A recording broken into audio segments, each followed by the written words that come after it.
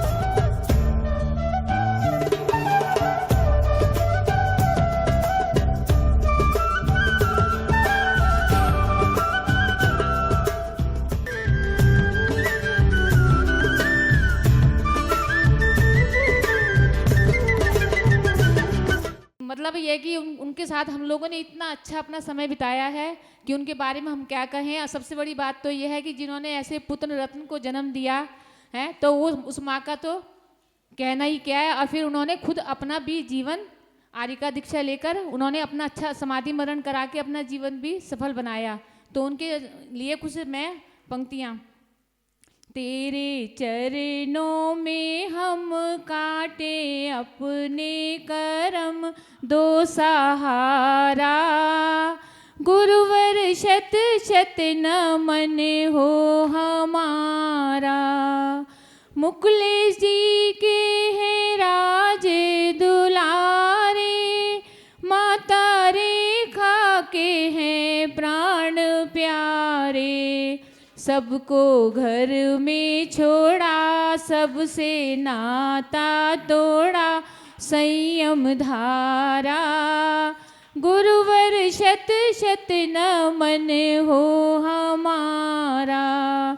माता रेखा ने शिक्षा दिलाई, सिद्धांत सागर जी से दीक्षा पाई।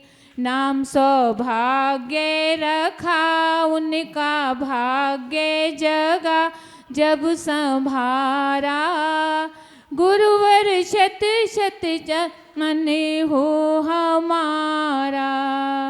गुरु चरणों में जब से है आए, सोए भाग्य हमारे जगाए। कर दो ऐसा जतन हो समाधि मरण आप द्वारा। गुरुवर शत शत नमन हो हमारा। रेखा माँ की शुभ घड़ी आई, ऐसे पुत्र की जननी कहलाई। स्वयं शिव पथ चले, माँ के तारण बने, गुरु को दीक्षा दिलाओ उद्धारा। गुरुवर शत शत नमन हो हमारा। महानुभाव, चूंकि आज समाधि दिवस का प्रसंग है तो थोड़ा उस पर ही बोलने का प्रयास करेंगे। जीवन में कहते हैं आदि, व्याधि और उपाधि, इनसे रहित होने का नाम है समाधि। अंते समाहि मरणम। हर व्यक्ति के मन की भावना होती है कि जीवन कैसे बीता पता नहीं, लेकिन कम से कम जब जीवन का अंत हो सामने कोई संत हो। जब भी जीवन का अंत हो, बसंत ऋतु हो कि ना हो, लेकिन संत की ऋतु अर्थात संत सामने हो। और वह लोग पुण्यशाली होते हैं जो नमोकार मंत्र सुनते सुनते अपने प्राण त्याग करते हैं। और यदि नमोकार मंत्र सुनाने वाले स्वयं आचार्य परमेष्ठी हैं तो उस व्यक्ति के पुण्य की महिमा का बखान तो कोई दुनिया में कर ही नहीं सकता। लेकिन इतना पुण्य एकत्रित कैसे होगा? पुण्य एकत्रित कब होगा? जब हम देव शास्त्र गुरु की निष्ठा में रहेंगे, उनकी आज्ञा के पालन करने में रहेंगे, तो ही जाकर हमारे जीवन का पुण्य और बढ़ेगा। कहते हैं पूरा मंदिर आपने बना दिया, बहुत विशाल प्रतिमा स्थापित कर दी है, 5 तल्ले का पूरा संगमरमर का मंदिर बना दिया, पूरा फुल सब सुविधाओं युक्त मंदिर बना दिया आपने। लेकिन जब तक मंदिर के ऊपर शिखर पर कलश नहीं चढ़ेगा, जब तक वह मंदिर पूर्ण संज्ञा को प्राप्त नहीं होगा कि मंदिर की संज्ञा है। उसी प्रकार से पूरे जीवन भर आपने पूजन करी, पाठ की, उपदेश, बहुत कुछ किया, लेकिन जब तक आपने अंत समय में समाधि मरण को धारण नहीं किया तो जीवन कहीं ना कहीं अधूरा रह जाएगा। लेकिन प्रश्न ये है ना कि समाधि मरण हर जीवों का तो नहीं हो सकता है। अंत समय उसके परिणाम है लेकिन परिवार वालों के परिणाम नहीं है, परिवार वालों के और उसके दोनों के परिणाम है लेकिन गुरु सानिध्य नहीं है, तो कैसे होगा? तो कहा कि जब भी अवसर मिले गुरुओं के दर्शन करने जाओ। कभी आसपास प्रसंग मिल रहा है कि एक साधु की समाधि हो रही है, सारे काम छोड़कर जाओ, एक कंधा, एक अग्नि, एक चंदन की लकड़ी उस समाधि में साधु की लगाओ और ये भावना भाव कि हे भगवान, जब भी अंत समय हो, जब भी जीवन की अंत हो, सामने एक संत हो और अरिहंत भगवान के दर्शन। ये जो भाव बना लेगा ना व्यक्ति, उसका भाव तो सुधर जाएगा।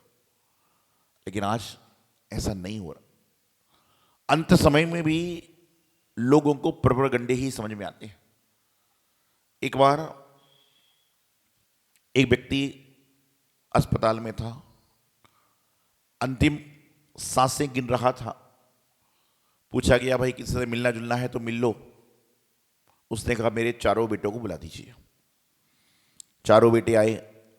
अस्पताल में नर्स डॉक्टर वगैरह तो होते ही हैं। तो उन्होंने पहले बेटे से कहा भाई ऐसा करना कि मेरे मरने के बाद जो चांदनी चौक का हिस्सा है वह तुम ले लेना।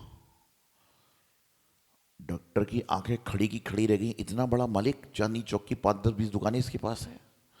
दूसरे से कहा साउथ दिल्ली का एरिया तुम संभाल लेना। तीसरे से कहा कनॉट पैलेस का एरिया संभाल लेना।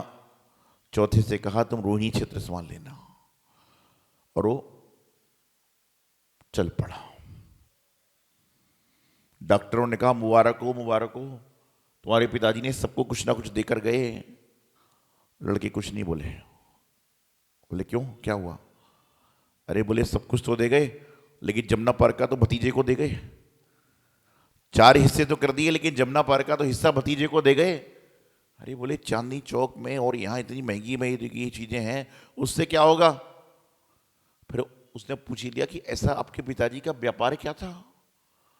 बोले व्यापार छोड़ो, हमारी तो दूध की डेयरी थी।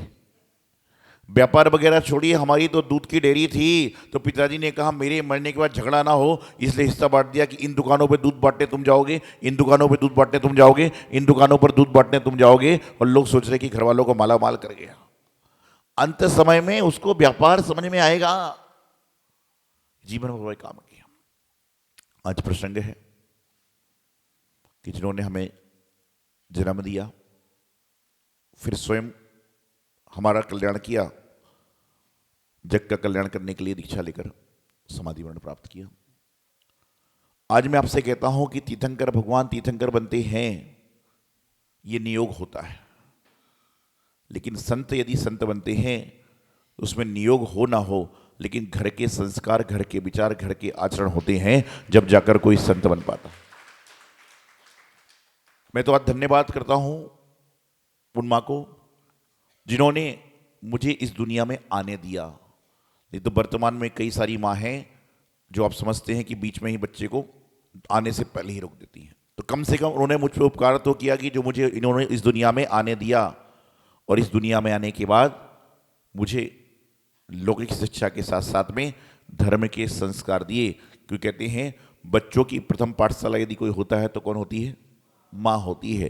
कि माँ यदि पाठशाला सही है तो बच्चा कभी भी किसी गलत पाठशाला में नहीं जा सकता, क्योंकि माँ ने पाठशाला सही पढ़ाई है तो उसके हाथ में कभी भी गलत चीज़ नहीं आ सकती। धन्यवाद है उन माँ का जिन्होंने मुझे बचपन में ही हाथों में अर्घ दे दिया। तो कम से कम मेरे हाथ में तम्बाकू की पुड़िया नहीं आ पाई कि उन्होंने बचपन में मेरे हाथ में अर्घ पकड़ा दिया था कि अर्घ लेकर मंदिर में चढ़ाना, तो मेरे इन हाथों में गलत चीज़ कभी नहीं आ पाई। उन्होंने मुझे जीवन में धूप दशमी के दिन मंदिर में जाकर धूप खिलवा दी थी, तो मेरे जीवन में कभी मेरे हाथ में सिगरेट बीड़ी नहीं आ पाई, क्योंकि उन्होंने मुझे अष्टमी चौदस की धूप दशमी के दिन धूप का धुआं मेरे हाथ से करा दिया था, तो ये धुआं नहीं निकलेगा। अनेकों अनेक उपकार माता पिता के होते हैं, क्योंकि भगवान को भगवान बताने वाला कौन? घर के लोग, गुरु यही होते हैं। तो मैंने तो जब उनकी समाधि हुई थी 10 फरवरी को 2023 में गुरुदेव के पादमूल में, तो मैंने उस समय कहा था एक बात प्रवचन में कि पहले वो है माँ बनी क्योंकि उन्होंने मुझे जन्म दिया, उसके बाद में वो एक गुरु माँ बनी क्योंकि मैंने दीक्षा ले ली, तो लोग क्या बोलते हैं ये गुरु माँ है। पहले माँ बनी, फिर गुरु माँ बनी, और उसके बाद स्वयं दीक्षा ले ली तो जगत की माँ बनी। ऐसा बिरला ही कर पाता है कि माँ बनना, गुरु बनना और जगत की माँ बनना। गृहस्थ जीवन का नाम उनका रेखा था, पिताजी का नाम मुकलेश था। 3 संतान हम लोग हुए, हम प्रथम पुत्र के रूप में थे। धार्मिक संस्कार बचपन से उनके अंदर थे, और कहते हैं कि जब हम अपने माँ के गर्भ में थे उस समय जो इस युग के सबसे बड़े तपस्वी सम्राट हैं आचार्य श्रीमती सागर जी महाराज, जिनकी 2010 में समाधि हुई थी उदगांव महाराष्ट्र में, तो उस समय हमारे माता पिता ने, जब हम उनके गर्भ में थे, माँ के गर्भ में थे जन्म लेने के पहले, उनसे आशीर्वाद प्राप्त किया था। तो मुझे गर्भ अवस्था से ही महाराजों के आशीर्वाद प्राप्त हो रहे हैं, हमारे जीवन का पुण्य है। हमने अपने जीवन में जब तक हम घर पे रहे हैं, मैंने कभी ये नहीं देखा कि कोई संत आया हो, कोई ब्रह्मचारी आया हो तो सबसे पहले घर पे उसको भोजन को ना लाया हो। दमोह में जन्म हुआ था, मध्य प्रदेश में, और मंदिर की दीवार, ये दीवार तो दूर है, एक ही दीवार थी मंदिर की और घर की, कि दीवार खुल जाए तो मंदिर के भगवान दिख जाए। तो उस समय कोई भी त्यागी आता, कोई व्यवस्था आती, तो हम देखते थे कि संस्कार थे, चौके लगते थे तो इनको बुलाया जाता था, सारा काम होता था। और माँ हमेशा एक भजन गाया करती थी कि जीवन के किसी भी पल में बैराग उमड़ सकता है और संसार में रहकर प्राणी संसार को तज सकता है। तो लोग मजाक करते थे कि बोले तुम्हारे बच्चे ने दीक्षा ले ली तो जैसे अनुमन आप लोग बोलते हो ना, ऐसे उन्होंने भी कहा था कि कोई बात नहीं, ये तो हमारे जीवन का पुण्य होगा। ये तो देखो पहली बार में तो हर कोई कहता है, लेकिन जब जाने लग जाए, जब मालूम चलता है कि पुण्य होगा कि क्या होगा, तो उस समय उन्होंने भी कहा कि वो कोई बात नहीं, पुण्य होगा।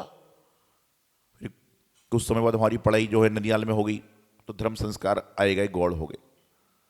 वापिस जब हम 10th 11th पढ़ने के लिए यहाँ पहुँचे तो उसमें संग आया था, महाराजों के संग आते रहते थे। तो एक दिन घर पे चौका लगा, और जब अनुमान चौका लगता है तो आदमी 11 साढ़े 11 बजे तक तो आहार होता ही है। तो मुझसे बोले आहार देने जाओ, तो मैंने कहा जब आहार देने जाऊंगा तो स्कूल नहीं जाऊंगा। ये था कि स्कूल ना जाना पड़े, ये अपनी बात सच बता रहा हूं मैं आपको सबके सामने। तो बोले कोई बात नहीं आओ। तो आहार देने में कई बार इसलिए जाता था कि स्कूल की छुट्टी हो जाए। अब लेकिन माता पिता तो माता पिता होते हैं ना, वो 11:30 बजे गाड़ी में उठा के स्कूल छोड़ देते थे, क्या करें।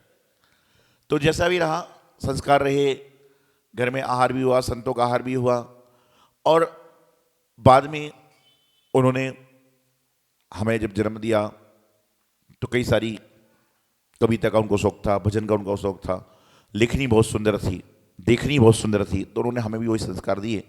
और उनकी एक बात अच्छी थी, हमने जो बचपन से देखा, बाद में भी देखा, साधु होने के बाद में, एक भाव था कि कोई भी व्यक्ति यदि सत्संग में आ रहा है, घर में आ रहा है, परिवार में आ रहा है, तो कुछ उसका सम्मान करो ना करो, लेकिन उसको भूखा मत जाने दो।